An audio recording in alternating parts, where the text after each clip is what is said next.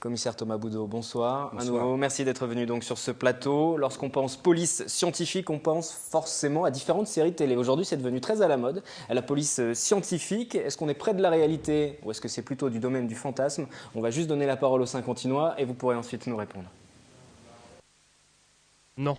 Alors pourquoi? Non, je pense que c'est un peu trop rapide. On voit, parce que il y a des reportages qui sont faits pour tout ce qui est analyse ADN et choses comme ça, qui prennent du temps apparemment en France et qui se font en 5 minutes aux États-Unis.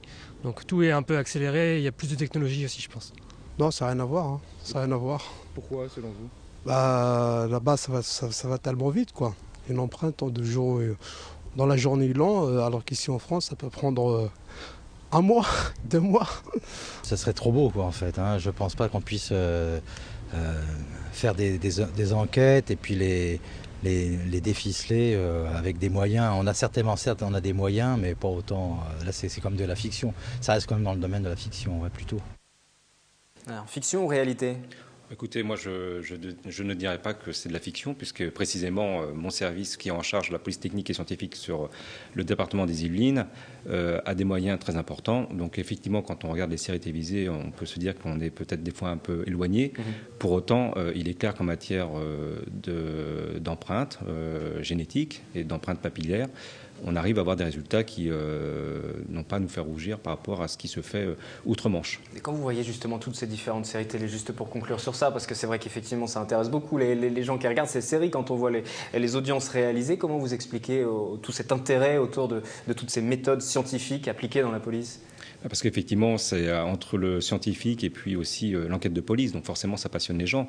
Mais je rappellerai quand même que la police technique et scientifique, sans aller dans les origines, remonte quand même au 19e siècle. Et on a quand même des gens, c'est des Français à la base, hein, Bertillon notamment, ou Edmond Locard à Lyon, qui sont les précurseurs de la police technique et scientifique telle qu'on la connaît aujourd'hui. La police technique scientifique a toujours eu une place véritablement importante pour résoudre les différentes affaires en France? Tout à fait, sauf qu'effectivement aujourd'hui on arrive à un degré, les dernières années sont des années très importantes, puisqu'effectivement on arrive maintenant en matière d'ADN à avoir des résultats encore plus spectaculaires qu'avant, grâce à notamment des techniques qui nous viennent notamment du Canada ou d'ailleurs.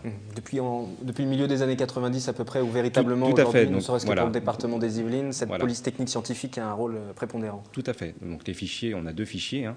Le fichier des empreintes digitales qui date de 87, donc c'est quand même pas récent, et le fichier des empreintes génétiques qui date de 98, suite à diverses affaires qui ont défrayé la chronique en matière sexuelle. Alors si on s'intéresse non pas aux affaires sexuelles mais aux cambriolages qui sont l'eau un petit peu de tous les jours, hein, pour la police aussi, plus 6% dans le département des Yvelines en 2012, ça veut dire forcément beaucoup plus de travail pour vos services? Tout à fait, puisque le but, et c'est ce qu'on tient à faire, c'est d'être présent sur l'ensemble des cambriolages. Donc à chaque cambriolage... Quelle que soit la nature du cambriolage? Quelle que soit la nature du cambriolage. De montant, de préjudice subi Pas du tout. Donc pour le cambriolage pour lequel on est saisi, mes effectifs se déplacent sur les lieux et tentent de prendre des empreintes ou de l'ADN et de faire des constatations qui puissent permettre effectivement à l'issue d'identifier, d'interpeller éventuellement un individu qui serait sur une des bases des fichiers dont je vous ai parlé tout à l'heure. Alors justement, est-ce que tout ça est très efficace? Lorsque vous intervenez, ensuite le succès derrière est quasiment assuré?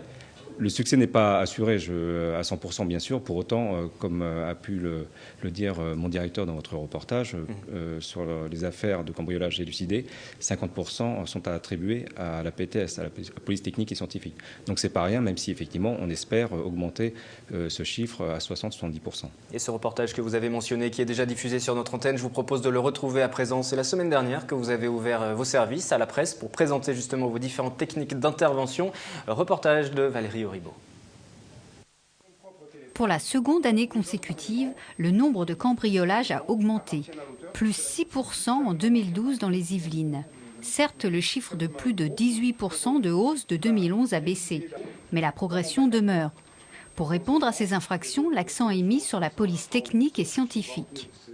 Aujourd'hui, nous résolvons dans ce département, comme au niveau national, une dizaine de pourcents des cambriolages. Donc ce taux mérite d'être amélioré.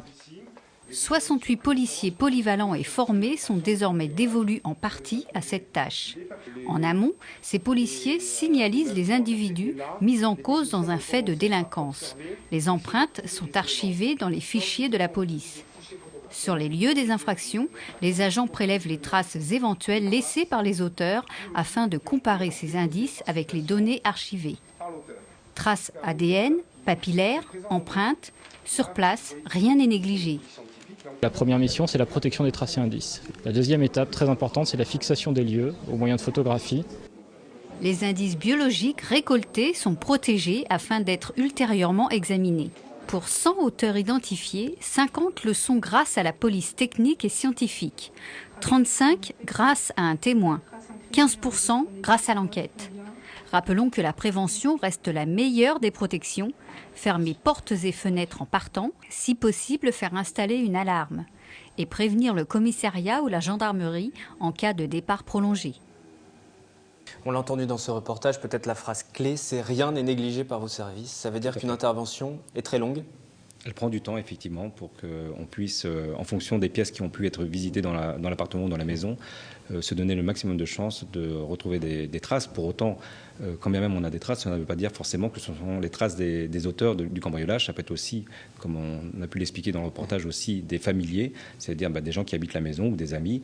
Et donc après, le travail pour la police technique et scientifique, c'est effectivement de différencier les traces qui appartiennent aux familiers de celles éventuellement qui appartiennent aux auteurs. On parlait tout à l'heure des techniques, de la modernisation permanente. Véritablement, elle est permanente, cette modernisation. Chaque année, de nouvelles technologies arrivent. Ça veut dire que vos effectifs doivent aussi régulièrement se mettre à jour?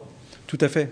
Dans le domaine de la police technique et scientifique, on parle effectivement là de l'ADN, on parle aussi des traces papillaires, mais il n'y a pas que ça aussi. Il y a aussi la cybercriminalité, donc qui est la recherche notamment dans les ordinateurs, dans les moyens de communication modernes, que sont le téléphone, le GPS, et ça peut permettre aussi de résoudre des affaires de cambriolage également. Donc oui, on essaie d'être le plus en pointe possible et de devancer tant que faire se peut, les cambrioleurs. Alors, les cambrioleurs qui aujourd'hui sont bien informés de vos différentes techniques, parce que vous ouvrez vos services par exemple, on l'a vu aussi avec toutes ces séries télé qui se multiplient, c'est peut-être une difficulté supplémentaire pour vous aussi, c'est de trouver des moyens de contourner, en tout cas de ne pas divulguer toutes les informations dont vous pouvez disposer.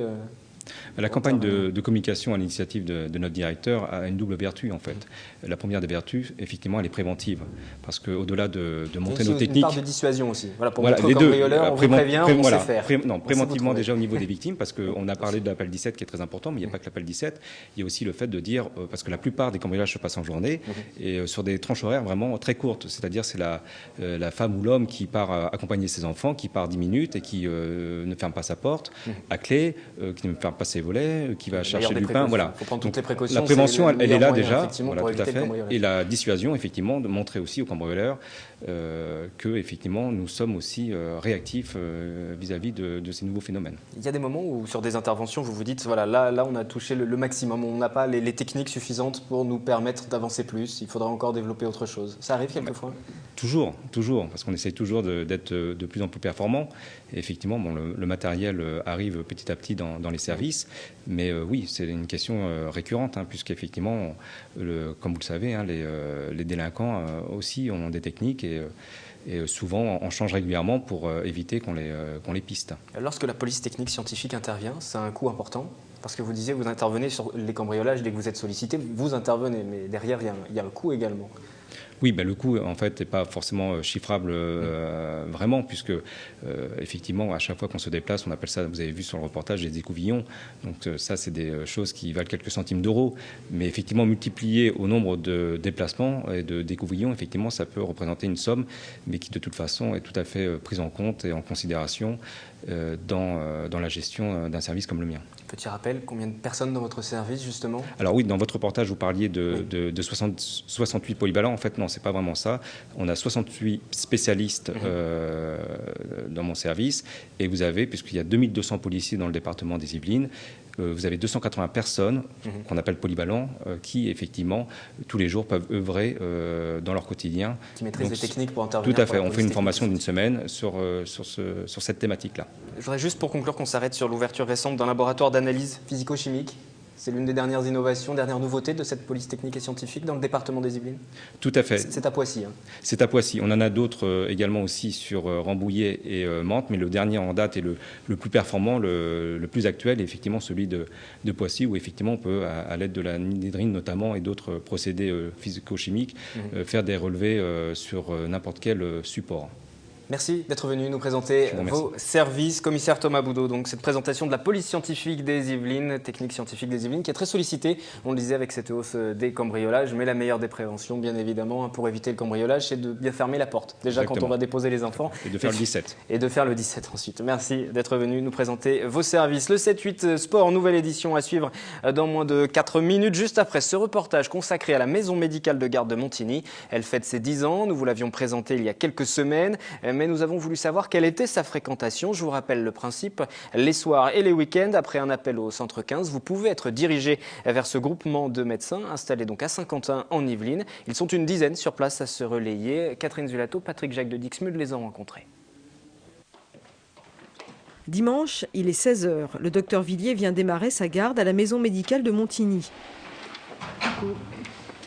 Il est accueilli par sa consoeur qui, elle, termine la garde du matin. Tout s'enchaîne. Le docteur Villiers doit appeler le 15 pour prévenir de sa présence. Oui, docteur Villiers, je prends la relève à la maison médicale de Guyancourt, Montigny voisin. Et la garde est partie pour 4 heures. Pendant la première tranche horaire, le médecin de garde a reçu 14 patients. Bonjour. Bonjour madame.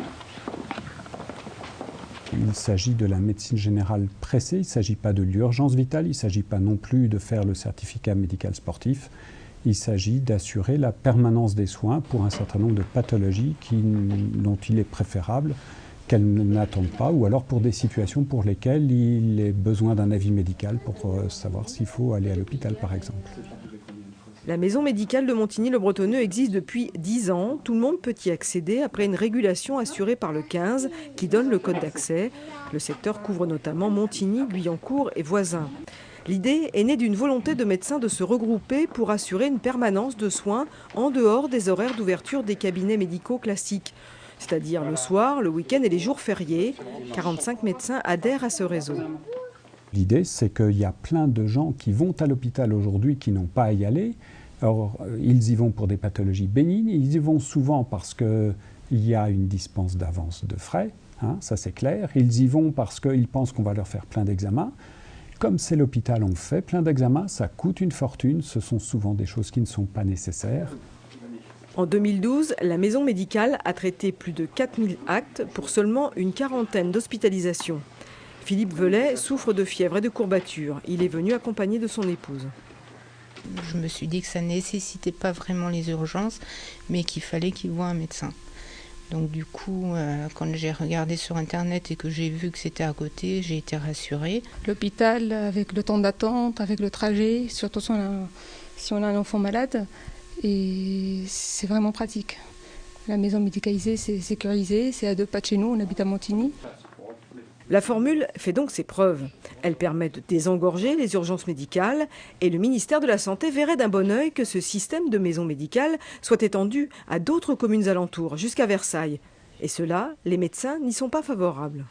Plus nous allons être nombreux, plus la logistique va être lourde, plus ça va être compliqué, alors que notre projet initial, c'est de nous entraider entre nous et avec tout un système de confiance, de choix entre nous, qui fait qu'on est parfaitement tranquille. C'est un collègue, ami qui prend la garde. Là, ça devient quelque chose de beaucoup plus difficile à gérer, avec l'ouverture d'un autre cabinet à l'étage, des listes de garde beaucoup plus compliquées à faire. La consultation de journée s'établit à 49,50 €, 65,50 € pour le soir. Les médecins perçoivent une indemnité forfaitaire versée à chaque garde, à laquelle s'ajoutent leurs honoraires. Actuellement, dans les Yvelines, il existe 3 maisons médicales fixes et une maison médicale dite mobile sur le secteur de Rambouillet.